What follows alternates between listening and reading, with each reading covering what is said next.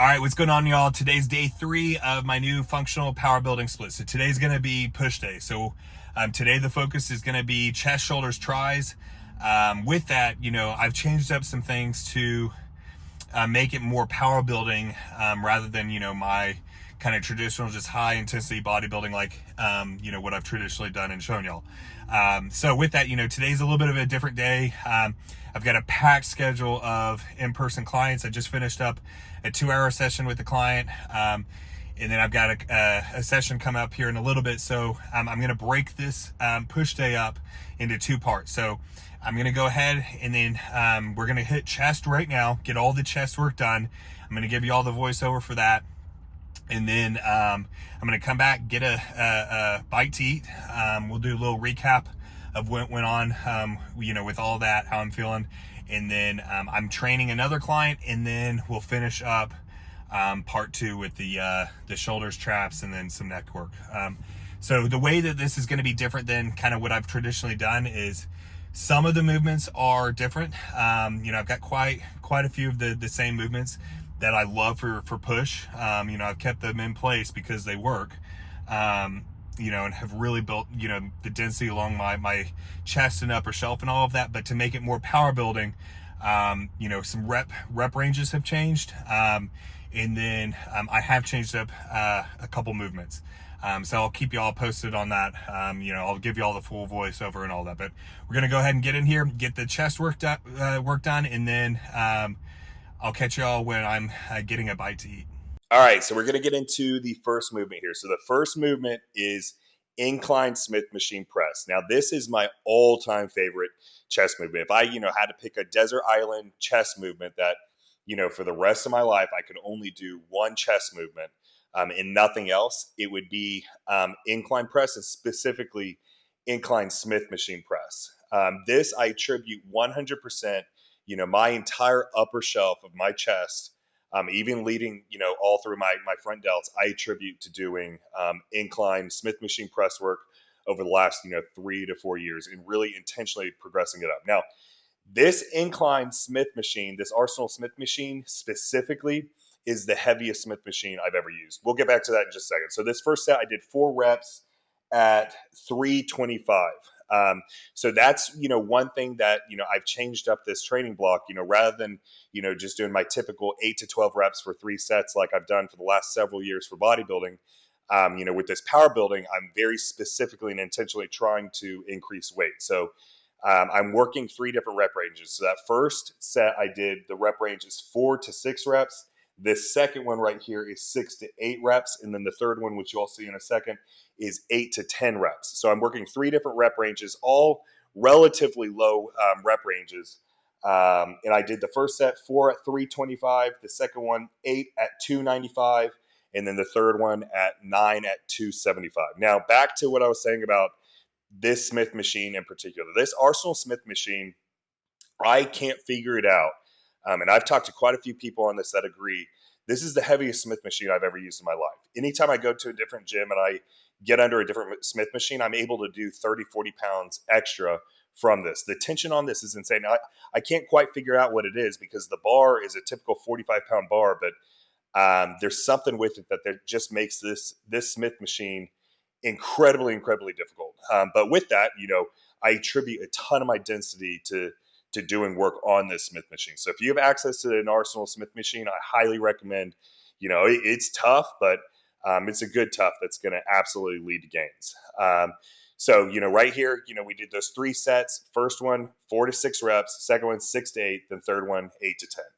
So now our second chest movement we've got is cable flies. So on this, I've just got 3 sets with all the same rep range, 8 to 12 reps.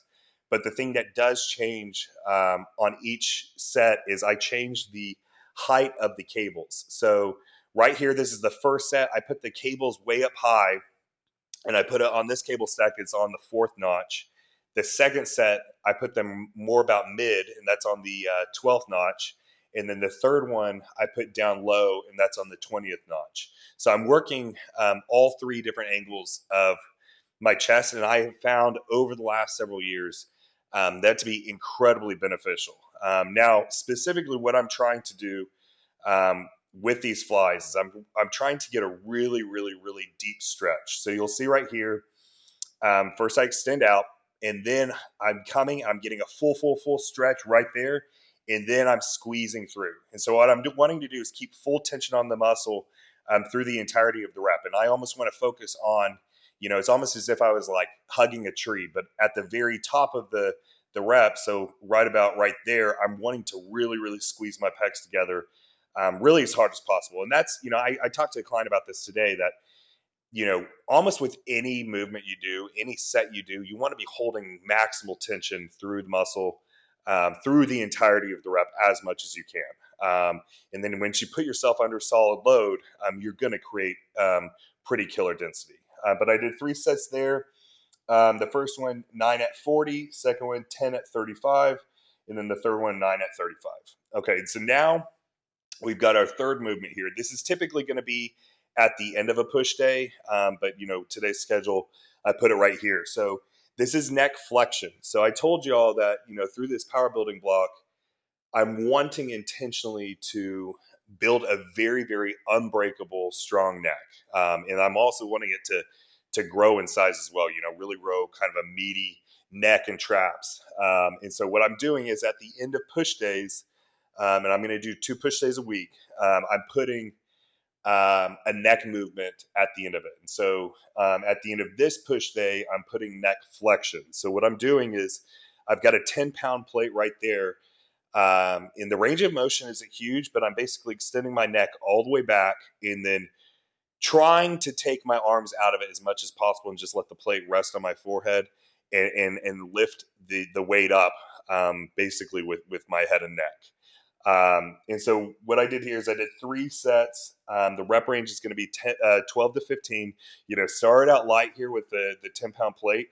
We're going to progress this up from here as the weeks move on. But the first set I did 15 reps with that 10-pound plate. The second one was 13 reps with the 10-pound plate, and then the third one was 12 reps with the 10-pound plate.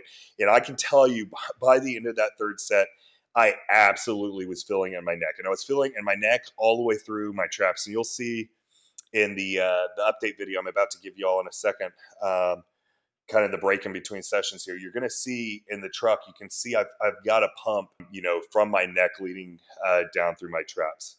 So this absolutely was very, very, very beneficial. And I'm excited, over the next several weeks to really progress up on this. I've never really intentionally progressed up on neck isolation movements. And like I said, I've got 2 in like this throughout the week. And then obviously the garage workout y'all saw yesterday. Okay, that's going to wrap up the first 3 movements.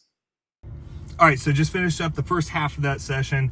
So got the chest and the neck work done. So I just did those 2 chest movements and then did that neck movement. That neck movement usually would be at the end, but today I was able to fit it in right there before I've got to train a client in a few minutes. So I'm getting a bite in to eat. So what I've got here is 125 grams of jasmine rice. That's the raw weight, the dry weight. 4 whole eggs, and then 175 grams of egg whites, and then I just top it with sriracha. So I'm going to get this down, and then we're going to go ahead and finish up shoulders and triceps after my next training client session. So days like this is kind of like not super abnormal, but days like this, I try to not let these happen too frequently where I've got these kind of short bits between training clients, but days like this are going to happen. Everybody's got different work schedules, all of that. So what I do is I do backwards planning or reverse engineering. I do this every day. So before I go to bed every day, I plan out my next day. I have like a daily calendar, and what I do is I take the end of the next day and I backwards plan it out to make sure I get everything in I need to get in. So that means I'll block out on my calendar literally everything from training clients to doing my online client work, if I'm doing a YouTube video or Instagram or responding to people, whatever it is, I backwards plan everything out, including meals and my own training time, to make sure I get it all in. If you've got a busy schedule, which a lot of us do, and you have goals, and you want to fit in, other goals like training goals and all of that, this is where I highly recommend you reverse engineer your days. And so take the day before you go to bed, plan out your next day, and start by the midnight of the next night or whenever you go to bed, and backwards plan that out. So, I typically go to bed around 11 or 12 at night. And so what I'll do is, going from 11 at night, I'll backwards plan out, I'll have, an hour or two of, rest and time with my wife.